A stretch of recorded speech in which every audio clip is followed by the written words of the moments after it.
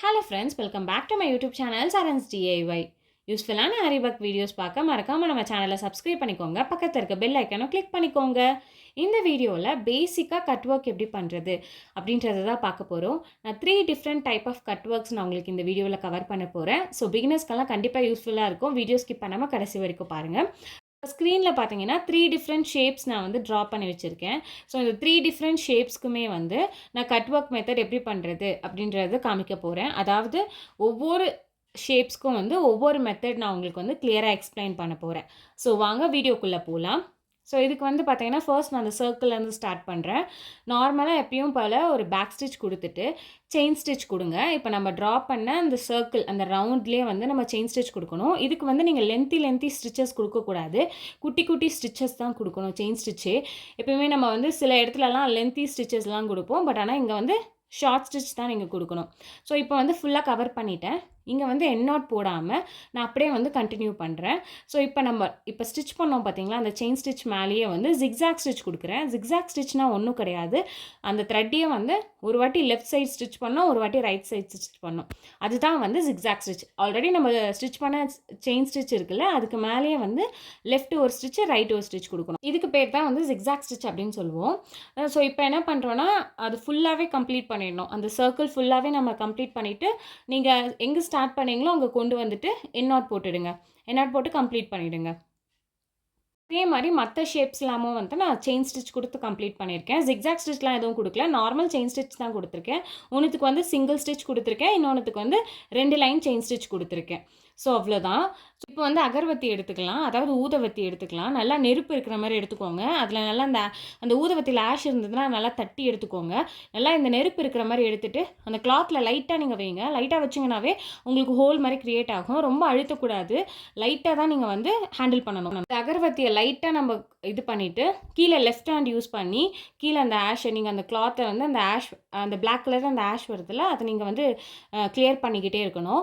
அதே மாதிரி இந்த மேலே அந்த அகர்வத்தியை நம்ம யூஸ் பண்ணுறோம்ல, அது ரொம்ப நேரம் அழுத்தி அதே இடத்துலையே வைக்கக்கூடாது. லைட்டாக காமிச்சிட்டு அதுக்கப்புறம் வந்து எடுத்துடணும்.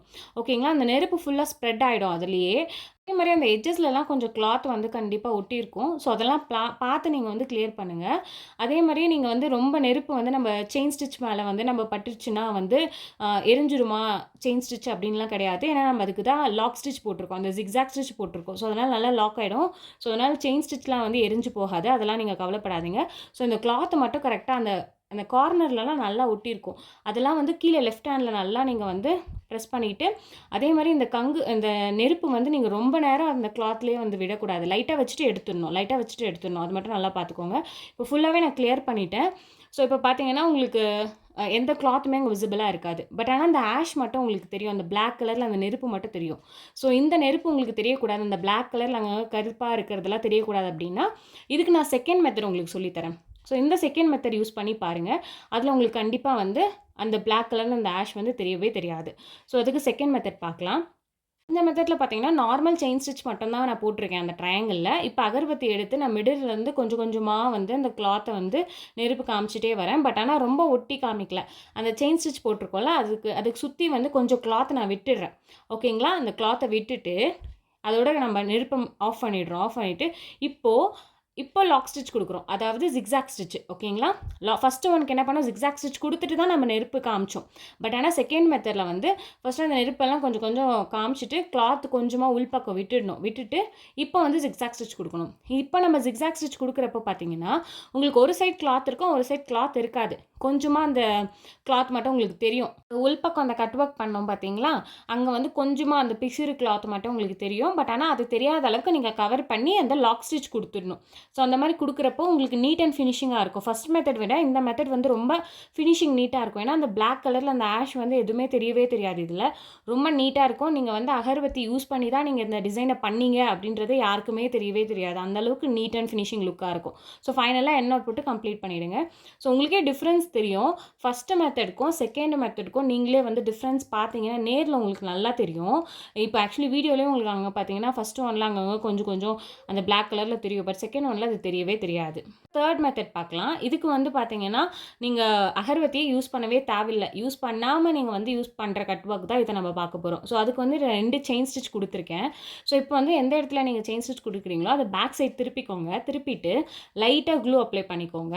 இப்போ எந்த இடத்துல நம்ம கட் பண்ண போறோமோ, அந்த இடத்துல மட்டும் லைட்டா க்ளூ அப்ளை பண்ணி, நல்லா இந்த மாரி கை வச்சு நல்லா ஸ்ப்ரெட் பண்ணி விட்டுடுங்க. இது நல்லா ட்ரை ஆகட்டும். ட்ரை ஆனதுக்கப்புறம் தான் நம்ம ஒர்க் பண்ண முடியும்.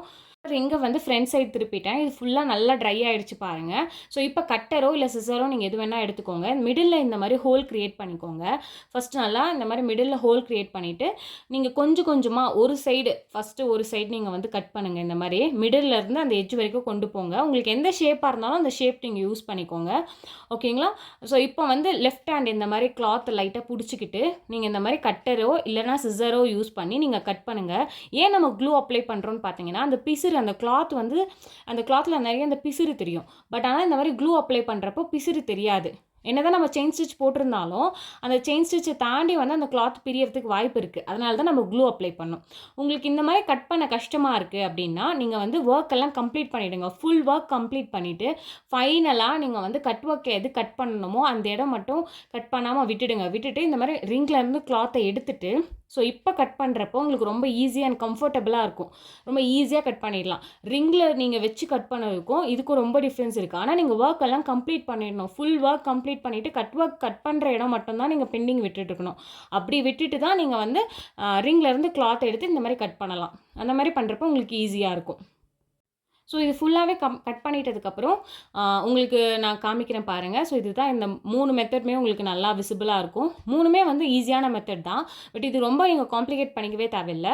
உங்களுக்கு வந்து ஃபினிஷிங் நீங்கள் கரெக்டாக பண்ணிங்கன்னா உங்களுக்கு எல்லாமே கரெக்டாக வரும். உங்களுக்கு எந்த ஷேப் வேணுமோ அந்த ஷேப்பில் நீங்கள் ஒர்க் பண்ணி நீங்கள் இந்த மாதிரி கட் ஒர்க் பண்ணிக்கலாம். நெக்ஸ்ட் வந்து இதில் வந்து கிளாத் நிறைய பேர் அட்டாச் பண்ணுவாங்கல்ல. ஸோ அந்த கிளாத் எப்படி அட்டாச் பண்ணுறதுன்னா, இப்போ ரிங்கை வந்து பேக் சைட் திருப்பிக்கோங்க. பேக் சைட் திருப்பிட்டு உங்களுக்கு எந்த இடத்துல நம்ம வந்து இந்த கட் ஒர்க் பண்ணோம்ல, அங்கே ஸ்டிச்சஸ் போட்டிருப்போம்ல செயின் ஸ்டிச்சு. ஸோ அந்த இடத்துல லைட்டாக க்ளூ அப்ளை பண்ணணும். ரொம்ப அப்ளை பண்ணக்கூடாது. அப்ளை பண்ணிங்கன்னா உங்களுக்கு வந்து அந்த கிளாத்தில் தெரியும் பின்னாடி. ஸோ அதனால் அந்த ஸ்டிச்சஸ் போட்ட இடம் மட்டும் லைட்டாக அப்ளை பண்ணிவிட்டு இந்த மாதிரி கிளாத்தை எடுத்துக்கோங்க. கிளாத்தை எடுத்துகிட்டு எந்த இடத்துல வேணுமோ அந்த இடத்துல இந்த மாதிரி வச்சுடுங்க. நீங்கள் கட் பண்ணிக்கோங்க. எந்த இடத்துக்கு எவ்வளோ கிளாத் வேணுமோ அந்த அளவுக்கு கட் பண்ணிவிட்டு லைட்டாக இந்த மாதிரி ஒரே சும்மா லைட்டாக இந்த மாதிரி ப்ரெஸ் பண்ணணும். ரொம்ப அழுத்திலாம் தேய்க்கவே கூடாது. ஓகேங்களா? நல்லா ட்ரை ஆனதுக்கப்புறம் பாருங்கள். ஸோ வந்து இப்போ இந்த மெரூன் கலர் கிளாத்தில் நம்ம அட்டாச் பண்ண ப்ளூ கலர் கிளாத் ரொம்ப அழகாக தெரிஞ்சுது. அதே மாதிரி நம்ம அட்டாச் பண்ண அந்த பீஸ் இருக்குது பார்த்தீங்களா, அந்த கட் பண்ண பீஸ் உங்களுக்கு டிரான்ஸ்பரண்ட்டாக அந்த ரிங்கில் தெரிகிற மாதிரி இருக்கும். பட் ஆனால் அதை பற்றி நீங்கள் வரி பண்ணவே தேவையில்லை. ஏன்னா உள்ளே நம்ம வந்து லைனிங் வச்சு தான் நம்ம வந்து ஒர்க் பண்ணுவோம். ஸோ அந்த டைமில் வந்து உங்களுக்கு அந்த கிளாத் வந்து அவ்வளோ விசிபிளாக தெரியாது. நம்ம கட் பண்ணி அட்டாச் பண்ண கிளாத்து. அதே மாதிரி நீங்கள் க்ளூ மட்டும் அப்ளை பண்ணால் போதும் அட்டாச் பண்ணுற கிளாத்து. ஏன்னா அதுக்கு மேலே நம்ம லைனிங் வச்சு தான் ஸ்டிச் பண்ணுவோம். அதனால் அது பிரச்சனை இல்லை. அது ரிமூவ்லாம் ஆகாது. அதுக்காக நீங்கள் ஸ்டிச்சஸ் எதனா போடணுமா அப்படின்ற டவுட் எல்லாம் உங்களுக்கு தேவையில்லை. லைட்டாக நீங்கள் வந்து கட் ஒர்க் பண்ண இடத்துல க்ளூ அப்ளை பண்ணி இந்த கிளாத் அட்டாச் பண்ணிடணும். அவ்வளோதான், வேறு ஒன்றும் கிடையாது. ஐ ஹோப் இந்த வீடியோ உங்களுக்கு ரொம்ப யூஸ்ஃபுல்லாக இருந்திருக்கும்னு நினைக்கிறேன். ஸோ இந்த 3 மெத்தடில் உங்களுக்கு எந்த மெத்தட் ரொம்ப ஈஸியாக இருந்தது அப்படின்றத எனக்கு கீழே கமெண்ட் பண்ணுங்கள். நெக்ஸ்ட் இந்த வீடியோவில் எதனா டவுட் இருந்தாலும் எனக்கு கமெண்ட் பண்ணுங்கள். இந்த மாதிரி அது யூஸ்ஃபுல்லான வீடியோஸ் பார்க்க மறக்காம நம்ம சேனலை சப்ஸ்கிரைப் பண்ணிக்கோங்க.